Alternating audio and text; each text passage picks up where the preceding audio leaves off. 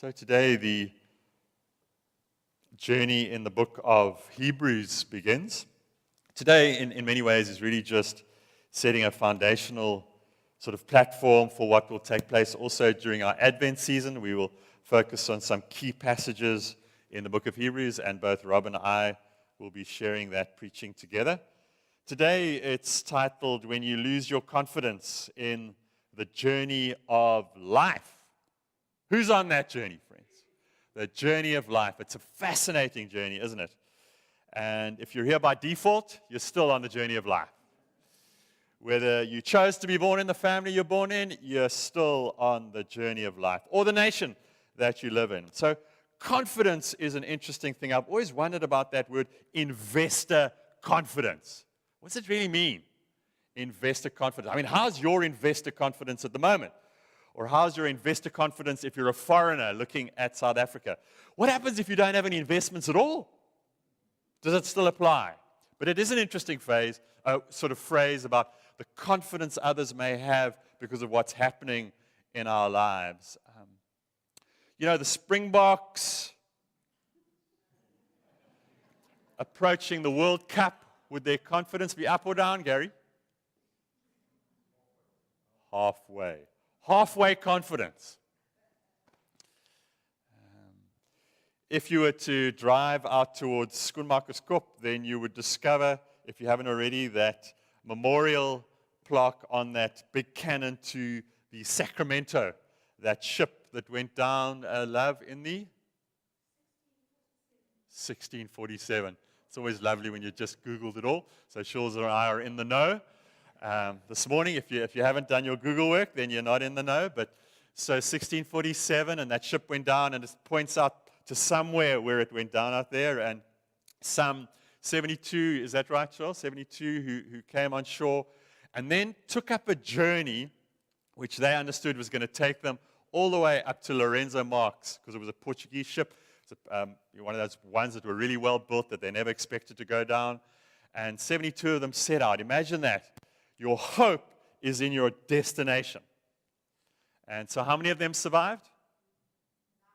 9 of them survived. So life's journeys sometimes are brutal, aren't they? Sometimes things happen in life that are hard and tough and difficult. And the scriptures are really quite clear that we are all on a journey from, if you follow the Exodus journey, which is what Hebrews follows, all the way out of the slavery. We're on a journey from slavery. If you're a believer today, if you're considering becoming a believer, you might not fully understand this yet. You might not think you need a Savior, but those of us who are believers know that we were saved from something.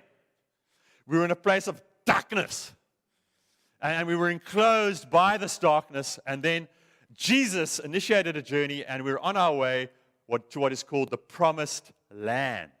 And now you should say, glory, glory. If we were in an African context, we would already be out the seats going, and that's what would happen, because as soon as you mention the Promised Land in an African context, they start singing and understanding, because for them, often, especially amongst the poor, your earth doesn't feel like the Promised Land at all. And so the belief in the Promised Land one day, is an amazingly exciting concept. So this text, Hebrews 2 verse 1, so we must listen very carefully to the truth we have heard, or we may drift away. So if you see the picture, friends, we're all on salvation's boat. We're on a boat. It's a nautical metaphor. We're on a boat, and we're on this boat, the salvation boat, and we're on the way to the Promised Land. And the caution in the text is that if we misunderstand truth, or we misappropriate truth, that we might drift. And in fact, the Exodus generation, if you talk about the Promised Land as your inheritance, right? It's our inheritance, isn't it? They disinherited themselves. Imagine that. Those who did not enter in. So from that Hebrews 2 verse 1, there's the possibility that we may misunderstand truth. There's the potential for drift. And because of this drift, we may lose our confidence. And so Hebrews is an amazing book. It's really written to a group of people we think who may not fully have understood that they were on this drift. They may not have fully understood that. But the word confidence comes up repeatedly through the book of Hebrews. So people perhaps who'd really got stuck in a place, like the Exodus generation, they were wandering around for a long, long time. So if it happened to them, it could happen to us. Could you say amen to that, friends? It could happen. I'm not saying it is happening. I'm saying it could happen that we could be drifting away from, the true course, the true north, on the way to the promised land. That's what Hebrews proposes. Where had they drifted? What had they struggled with? What had happened to that Exodus generation? You know the story so well, friends. They freed from slavery. They're on their way with Moses. God does everything on their behalf. He takes out Pharaoh. He does wonderful things. He gives them the law. He gives them a new way of living, and he points them in the right direction. They've got everything they need, clothing, all that kind of stuff. But testing times come, and they begin to drift. And these are external testing times, and sometimes the testing comes from within. There are relational struggles. There's the struggle in the Moses' family. There are struggles among the people. There's that struggle right towards the end. You remember it so well. The promised land is right there. And the spies go out. And unfortunately, the majority report wins. And Joshua and Caleb's report is not listened to. Even though the enemy is groot, we can still go in. But they don't believe. And so there's a whole generation that does not enter in. Some of them say, well, like some of us, the past is better. Let's go back. Let's go back.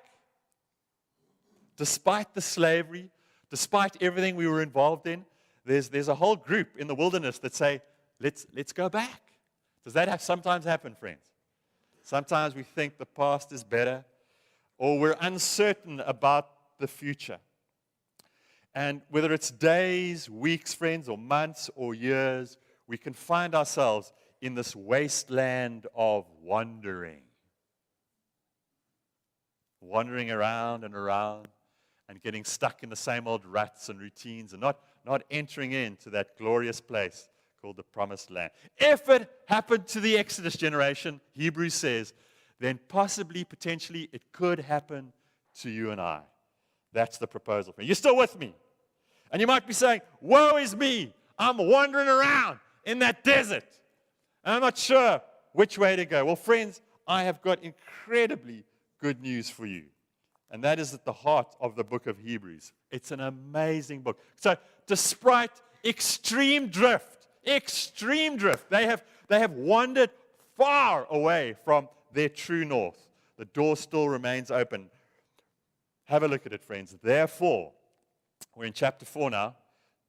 Therefore, since the promise of entering his rest, look at it, read it, still stands. Let us be careful that none of you be found to have fallen short of it.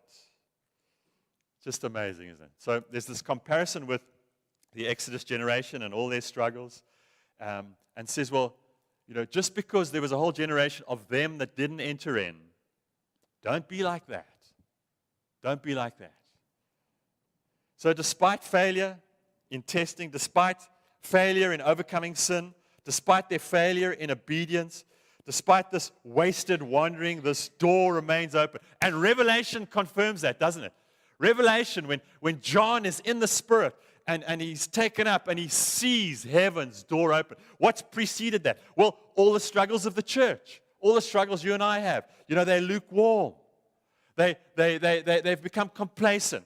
They're struggling with becoming like the culture. They've become worldly. That's what wasteland wandering does to us. It makes us worldly. And so they become worldly in every way. And despite those first 3 chapters, chapter 4, he says, I looked up and heaven's door was open. Could you say amen to that, friends? That's the gospel of Jesus Christ.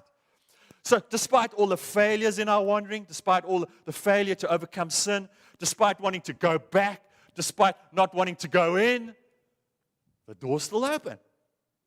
This is the amazing good news of the gospel. So there was an Old Testament system. The remedy for falling short of entering in was that you had a high priest, but he was from the tribe of Judah. He was a man. And he had the highest religious authority in the land. And Leviticus 16 talks about, once a year, the great high priest would go in on behalf of the whole nation. Once a year. The nation's sin would be taken on by the great high priest. The ritual would be followed. And so legend and story has it that has come around that, the high priest would go in with a rope around, his leg in case he was in the presence of the Holy of Holies and he died. And then they would pull him out because nobody else could go in because of the holiness of God. And so what's the problem with our wasteland wandering? Well, we become worldly. We got sin. We've got to struggle. And so we need to enter into the Holy of Holies, to be cleansed, to be made holy. We need this high priest. In the Old Testament system, he was a man. And his work never stopped. He would continually offer sacrifices. Continually offer sacrifices. Because he was a man. And then Jesus came. And the once for all sacrifice came to be. And so we have a way into the Holy of Holies, friends. And I'm going to share briefly with you 3 quick thoughts about why you should never give up on Jesus. Never. Because here it is, friends. Here's the first question. Oops, it's not up there. Has anyone ever gone this far for you and I? Therefore, since we have a great high priest, this is Hebrews 4, verse 14. Therefore, since we have a great high priest, he's not an ordinary high priest, he's the greatest. He's above all. He's the great high priest who has gone through the heavens. He's gone through the heavens. Jesus, the Son of God, let us hold firmly to the faith we profess.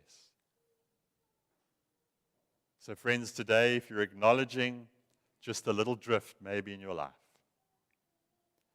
maybe if you're acknowledging a little drift in your true north, then this is a deep, deep encouragement for you and I, an exhortation. Maybe there's a problem of a little wasteland wandering and a little bit of the world that has crept into your life and mine. Why wait for the annual high priest to go in? The confidence that we have to enter in. Because you see, here it is, friends. Our access is not denied. So tell me, let's pick up the banking metaphor. So are you an online banker? Raise your hand. How many online bankers have we got? It's okay. It's not a sin.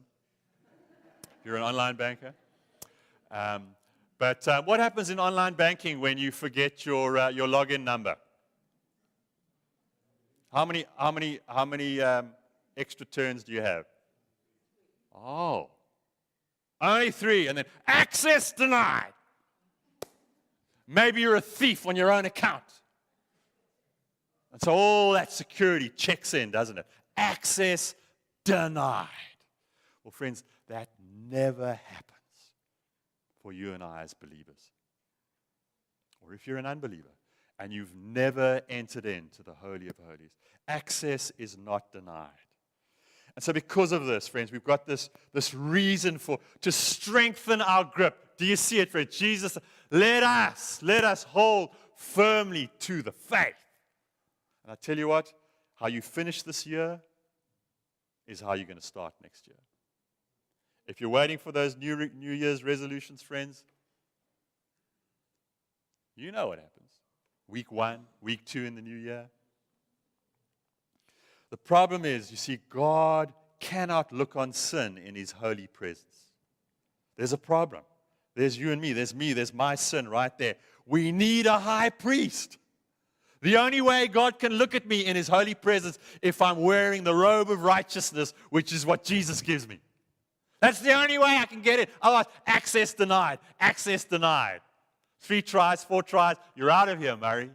Friends, this is the gospel of Jesus Christ. This is the gospel that He has given to you and I, the great high priest. You see, wandering makes us weak. Wandering makes us weak. The Exodus generation became weak. They became grumbly and mumbly and weak and pop. And that's why He says, hold firmly to the faith. Get a grip. Get a grip. Are you with me, friends? So I'm walking on a beach in Cape Town way back when. And I remember going down the beach and this guy in front of me picking up he's got his dog with him, which is a bulldog. A nice, strong bulldog, one of those beautiful specimens. I remember him picking up a piece of seaweed, and this bulldog, he would run around, the bulldog would latch onto it. And this bulldog latched on. It was quite evil, and obviously they'd played this game before. And so he ran and ran, and then he ran, and the bulldog became airborne. Holding on, became airborne. And he was swinging around like this. This bulldog would just hold on and hold on. They played this game, and the dog was loving it. The grip, friends, the grip. Are you with me, friends? Can we firm up our grip in the latter part of this year? If the Exodus generation could drift, then so can we. And he goes on, and in case you're considering that anything else might work, I'm saying to you, there's only one way. Not only has Jesus gone this far for you, but here's the reality. Has anything come this close to you and I? Not only has He gone through the heavens to make a way, not only has He gone through the heavens, but He's come up close and personal. For we do not have a high priest who is unable to empathize with us in our weaknesses. But we have one, look at it, friends, look at it, who has been what? In some ways, in every way.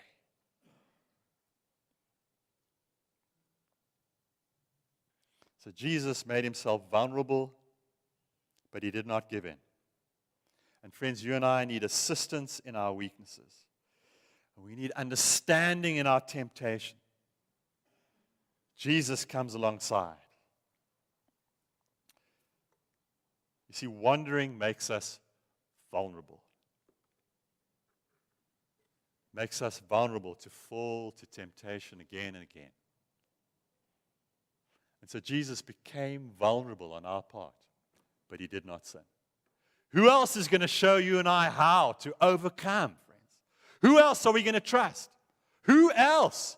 Who else has come up that close and personal and become vulnerable to the sin that you and I share, but has not sinned? Who else is going to lead us into the promised land in our drift?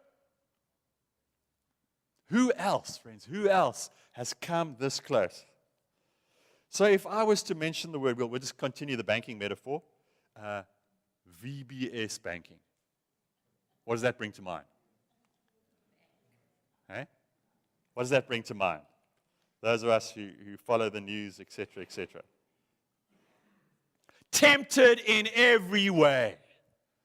Jesus, just like you and I. The lucrative temptation of power, of prestige, of stuff, of kit, of seduction. Jesus faced these things, friends. He faced these things just like you and I. He was completely God, and He was completely human.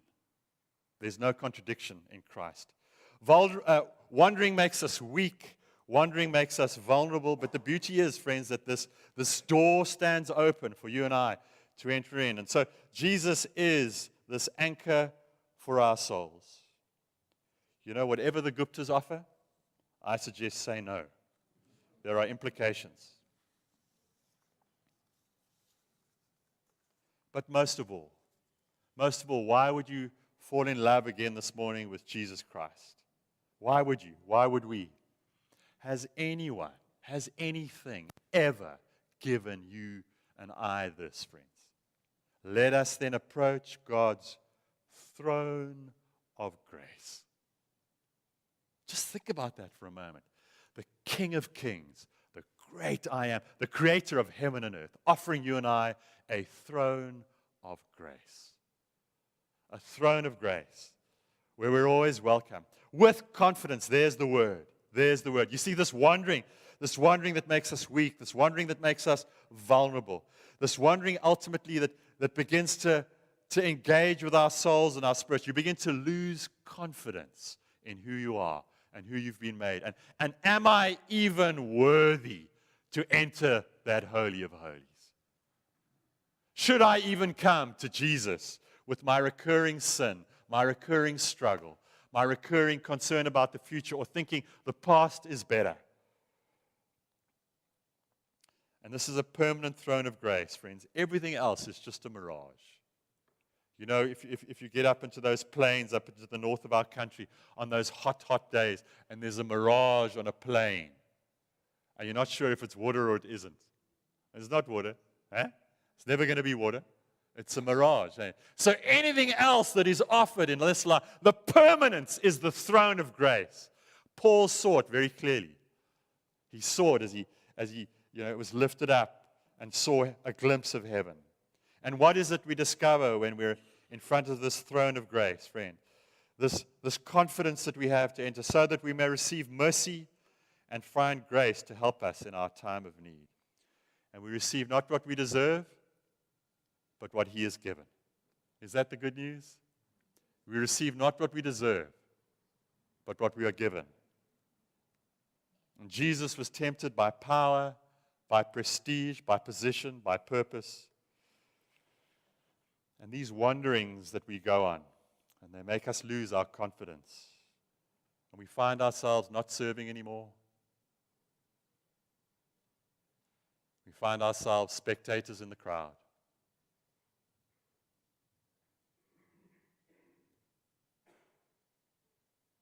We find ourselves doubting our own salvation, doubting our purpose in life.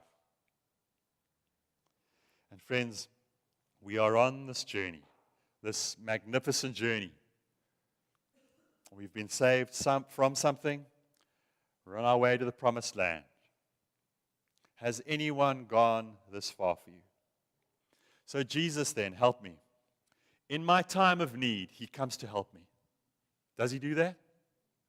So when Jesus was in His greatest time of need, friends, when He's in Gethsemane and He's approaching the cross, am I there to help Him? No, I'm running away, friends. I'm deserting. I'm one of those disciples who's on the run. The cost of discipleship is too high. So Jesus, in His greatest time of need, for Him to come to us and offer us this throne of grace on the cross, is He offered a throne of grace, friends? He's not offered a throne of grace. He's offered a throne of judgment. And it's the judgment that should be on me and on you. What gives us the confidence to enter in?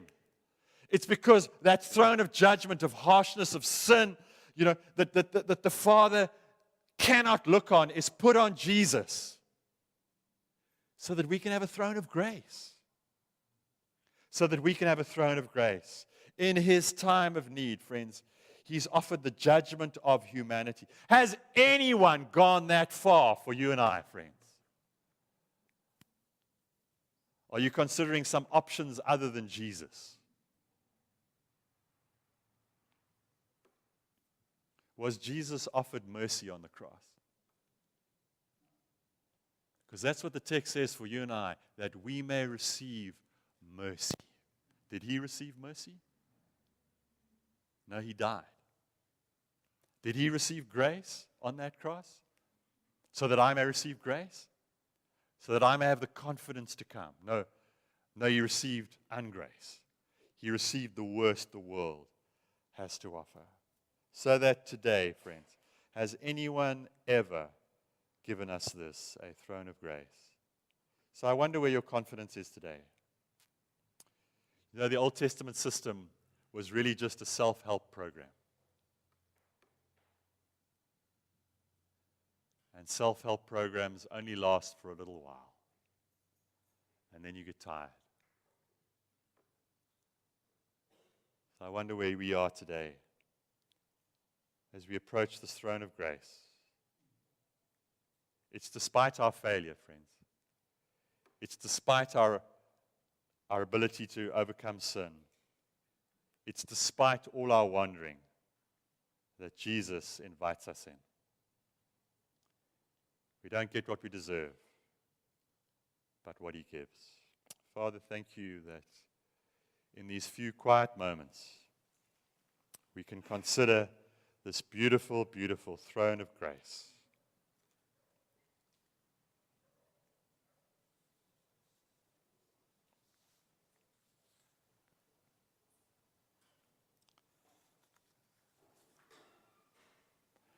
And I hope, friends, that in some measure today you would have the confidence,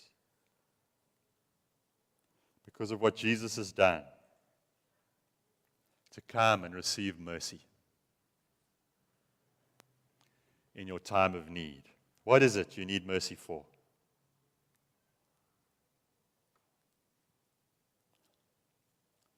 And the first step really is just to acknowledge that there may be some drift in your life and mine.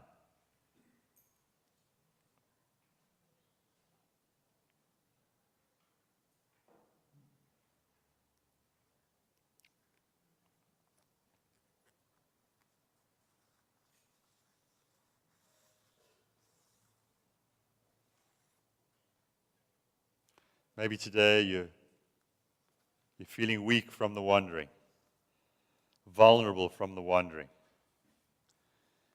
But what I do know is he wants to give you a new confidence that you will enter in and receive mercy and receive grace. And he wants you to hold firmly to the faith that you profess. As you identify with the one who was tempted in every way,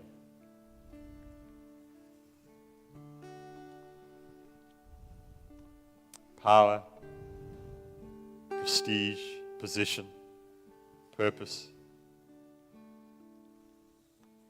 So easy to lose our way. But friends, this is a despite text. Despite all of that, the door still stands open. So Father, I pray that struggling souls would be comforted. Pray that we would sense the call you have to welcome us in. But that we would not be too proud to acknowledge that we are in need of grace. Not be too proud to acknowledge that we are in need of mercy. That we would not try and hide our sin, but rather be open with you and your Holy Spirit so that we can be truly free and be loved by the most loving Father because of Jesus.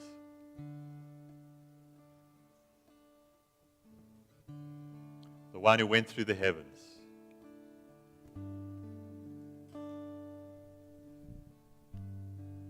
The one who became human. The one who offers us a throne of grace. Let grace define you, friends. Let grace define you today. Let's stand together.